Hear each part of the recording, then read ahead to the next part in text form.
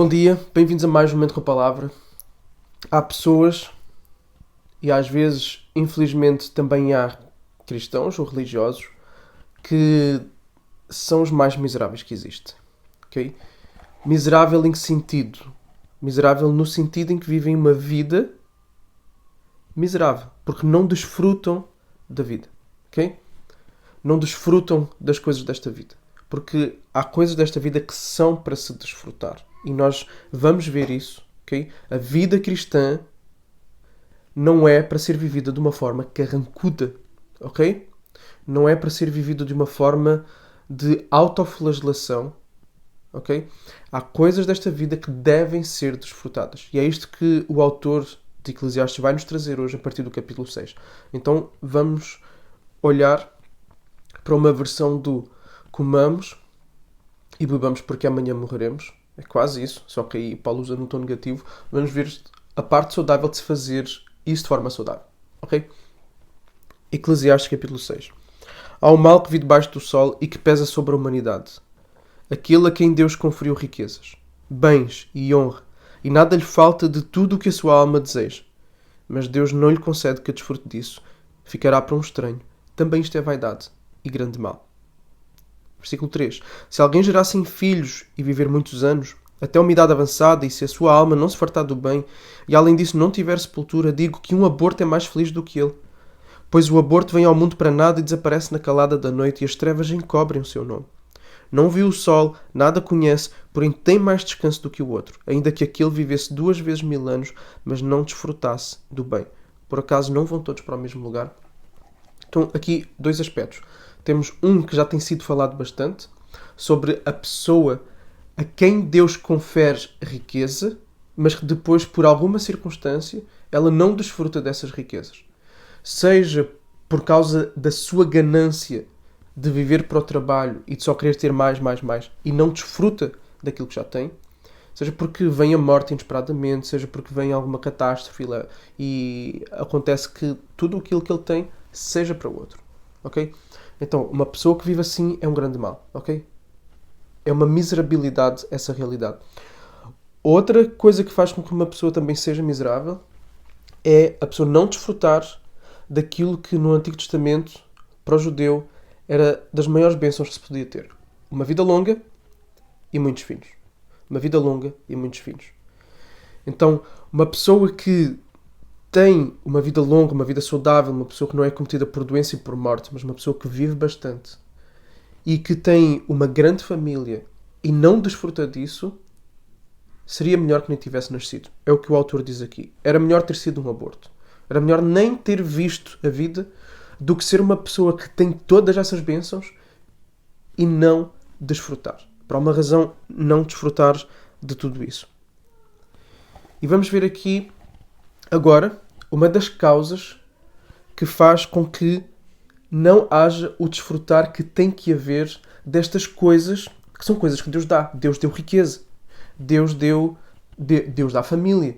Então, vamos ver alguma das coisas intrínsecas, não externas, ok? Não são coisas nas quais nós não temos o controle, ok? Mas são coisas que nós podemos gerir dentro de nós, que nos impedem de nós desfrutarmos das coisas que são para desfrutarmos, tá bom? Uma das coisas. Então eu não vou esgotar todo o assunto aqui, tá bom? Há outras razões, poderia fazer uma lista de 10, 15 razões, mas vou trazer apenas o que o texto traz, tá bom? Então, versículo 7. Todo o trabalho do ser humano é para a sua boca, contudo, o seu apetite nunca se satisfaz. Ok? A pessoa que não consegue desfrutar das coisas que tem, muitas vezes, ela vive assim por causa de uma ânsia insaciável. Okay? A pessoa tem uma ânsia de mais, a pessoa tem uma ânsia que é movida por desejos de outras coisas, de uma outra condição em que ela deseja se encontrar. Uma ânsia de nunca satisfação com o presente, de nunca estar satisfeito com o presente e de estar sempre com os olhos noutra realidade, no futuro, num outro contexto, olhar para uma outra situação de uma outra pessoa, de um outro conjunto de pessoas e querer ter aquele contexto, seja financeiro, seja, enfim, seja o que for, ok? Então, sempre uma ânsia insaciável de nunca satisfação com o presente, ok? olhar para fora e nunca estar satisfeito com o presente. Desejar algo e não estar contente com a realidade presente. E isto acontece no trabalho, isso acontece na sabedoria, veja o versículo 8, pois que vantagem tem o sábio sobre o tolo. Se existe essa ânsia, se existe essa nunca satisfação com o presente, com aquilo que se tem, que vantagem há em se ser sábio em relação ao tolo? Depois, ou o pobre que sabe como sobreviver. Okay? E ele está a falar aqui do pobre que consegue se virar, ou seja, consegue ir se ingrando na vida, consegue ir sobrevivendo. Não é rico, mas também não morre. Okay? É um pobre que consegue ir sobrevivendo. Que vantagem há numa pessoa assim? Que nem na sua pobreza desfruta, porque é constantemente movido por esta insatisfação quanto ao presente, por esta ânsia. Depois, versículo 9. Melhor é o que os olhos veem do que aquilo que a alma deseja. Também isto é vaidade e correr atrás do vento. Também isto é sem sentido. Okay? Melhor é o que os olhos veem. É melhor desfrutar daquilo que está à frente do que estar constantemente a correr atrás daquilo que a alma deseja. Ou seja, é melhor nos satisfazermos com uma realidade que está nas nossas mãos e que existe do que estarmos a colocar tudo de nós e a nossa expectativa e a nossa alegria naquilo que não existe ainda, que é apenas um sonho, uma quimera, um desejo. Ok? Porquê? Porque aí a alegria nunca se concretiza. Se a alegria se for focar naquilo que está em mãos, a alegria concretiza-se, torna-se palpável, torna-se realidade, na base daquilo que já é realidade. Pode não ser o ideal, pode não ser muito, mas se focarmos sempre naquilo que não é o ideal, nunca vamos estar satisfeitos com o que nós temos em mãos, porque nunca será exatamente o ideal.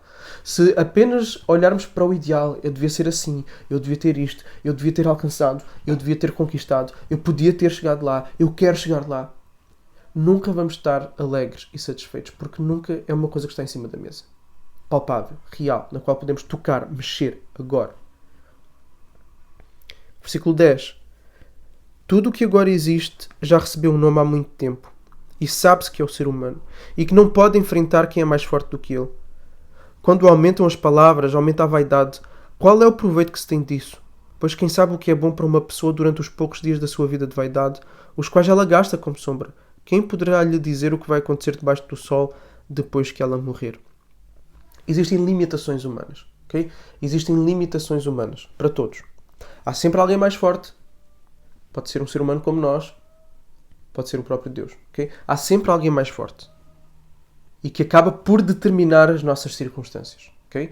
Que acaba por empurrar de um lado ou para o outro. Okay? Deus é o Senhor da vida e da morte. Nós não controlamos a nossa morte. Então, os nossos dias estão escritos no livro da vida. A nossa circunstância do fim da nossa vida vai chegar de forma externa e é Deus quem vai determinar. Okay? Outras pessoas, o nosso patrão, despede-nos. Uma circunstância sobre a qual nós não temos poder. Okay? Veio a nós e nós fomos empurrados por ela. Ou seja, há pessoas mais fortes do que nós que inclinam as nossas circunstâncias. 2. Houve gente antes de nós. Houve gente que deu nome aos animais. Okay? Adão, veio lá atrás. Ele deu nome aos animais. Houve gente que fez coisas antes de nós, que inventaram coisas antes de nós, que viveram esta vida antes de nós. Há pessoas antes de nós. E mais, haverá pessoas depois de nós. Quem vai nos dizer o que acontece depois, debaixo do sol? Outras pessoas que vão viver depois de nós. Ou seja, pessoas mais fortes de nós, pessoas que vieram antes de nós, pessoas que vêm depois de nós. A vida é passageira. Ok? A nossa vida é como um sopro. A vida é passageira. O tempo é passageiro. Portanto, conclusão a partir deste capítulo 6. Desfrutemos do pouco tempo que temos, das bênçãos que Deus nos dá.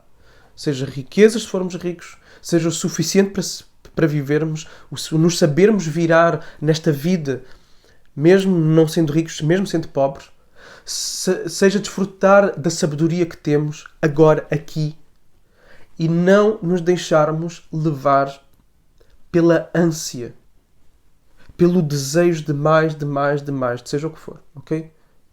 Por colocarmos a nossa expectativa de alegria naquilo que nós não temos e que desejamos ter, mas que possamos focar a nossa alegria naquilo que temos. Na nossa família, nos nossos filhos, nos bens que já temos. Em comer, em beber, os pequenos prazeres da vida. Vivo agora. Ok? Então, por isso é que eu disse aquele sentido, um sentido que é o oposto daquilo que Paulo falou, que tem outro contexto, tá bom? De nós comermos, de nós bebermos, de nós rirmos, de nós desfrutarmos. porque um dia morreremos.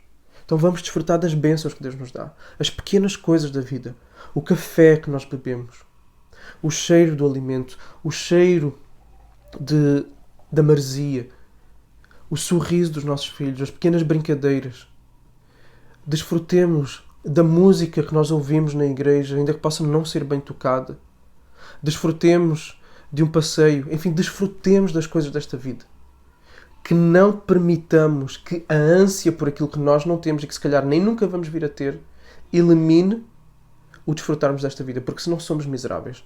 E há muita gente que vive miserável nesta vida. Ok? Então desfrutemos das coisas desta vida com alegria, com contentamento, com gratidão no coração. Então o desafio para hoje é desfrutarmos daquilo que o hoje nos vai trazer.